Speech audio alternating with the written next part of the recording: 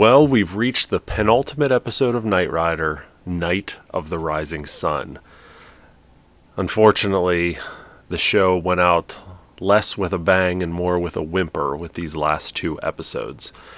But I've come so close to providing you episode commentaries for every single episode, and I'm going to finish this thing out. So without further ado, let's cover the second to last episode of the series, Night of the Rising Sun.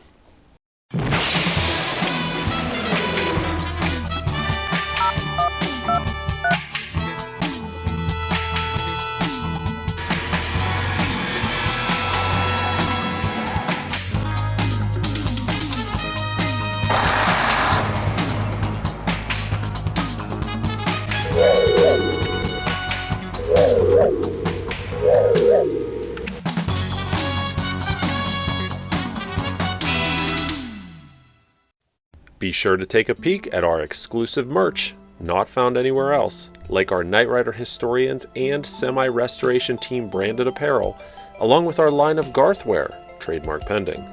T-shirts, hoodies, even coffee mugs in a variety of colors and styles to suit every taste.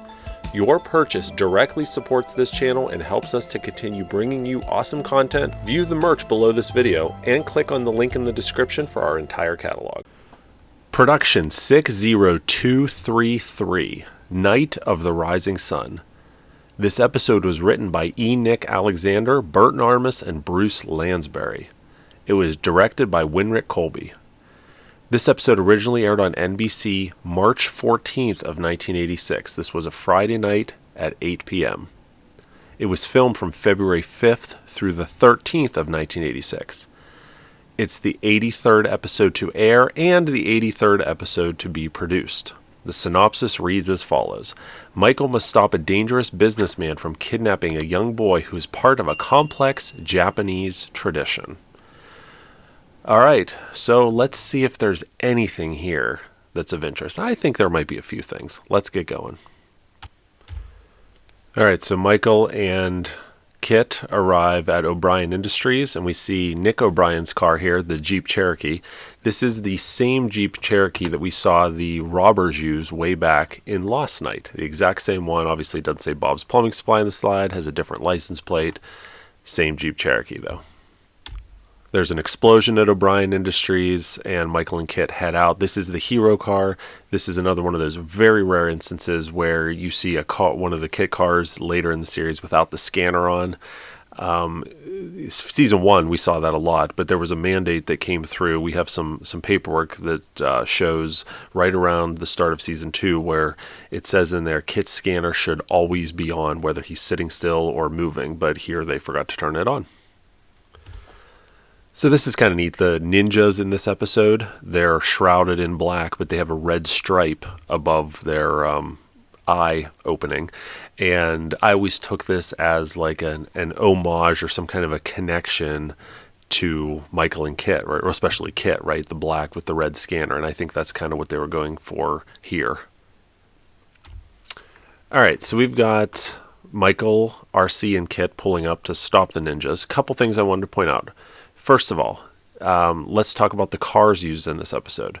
There were 5 Trans Ams used to film this episode.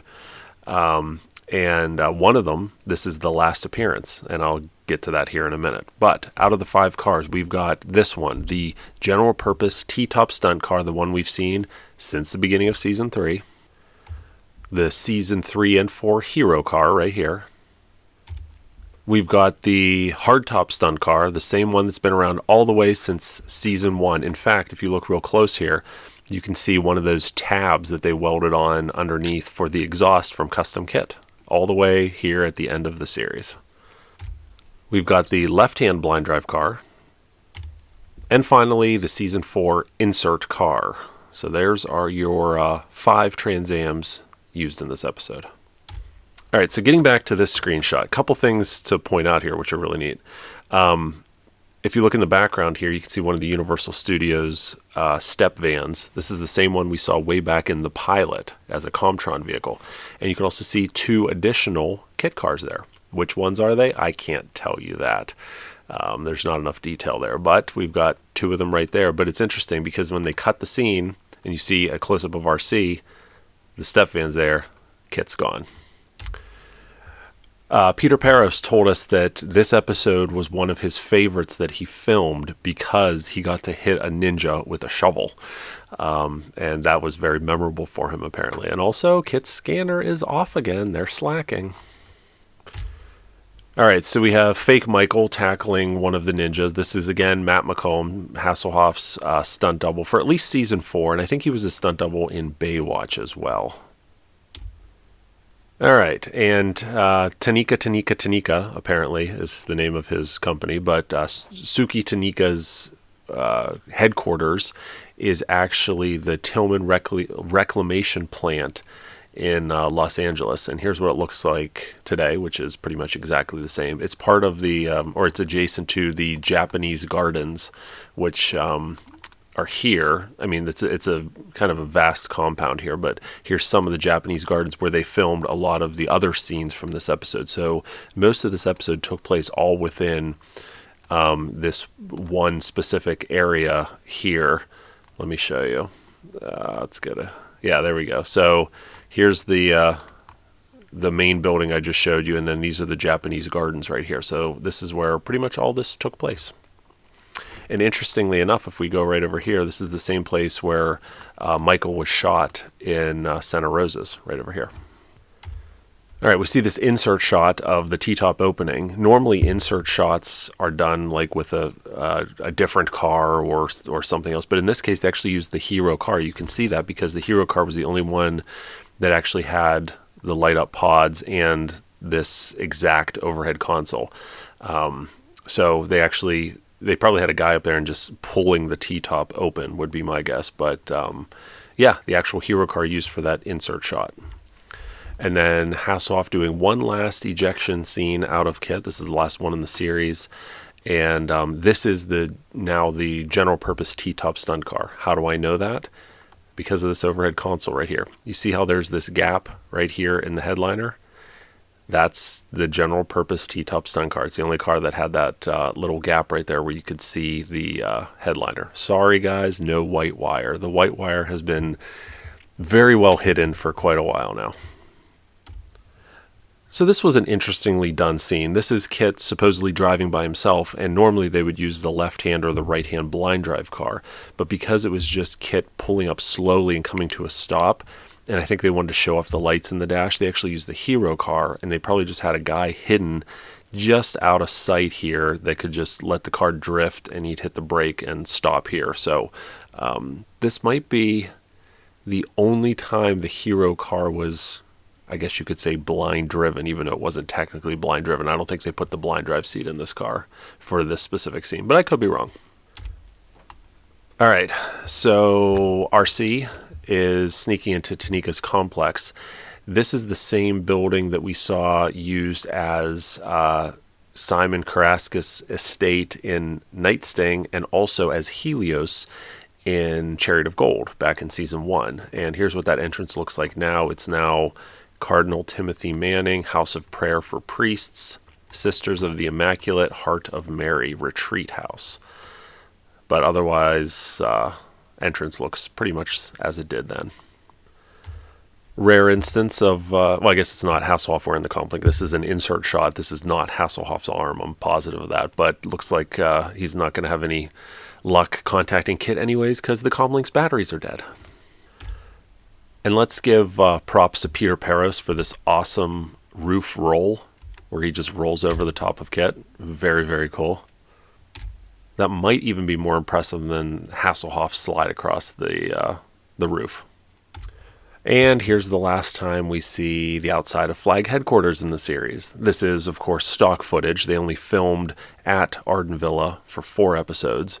1 episode in season 1, Whitebird, and then 3 episodes in season 2, which were Brother's Keeper, A Knight in Shining Armor, and Goliath Returns. So this footage was filmed at some point during one of those 4 episodes. In fact, by this point in the series, when they were filming this episode, this mansion got a repaint, and it wasn't brown anymore. It was actually yellow. So here you go. This is a screenshot, a grainy screenshot from an episode of Murder, She Wrote that actually aired 1 month before Night of the Rising Sun.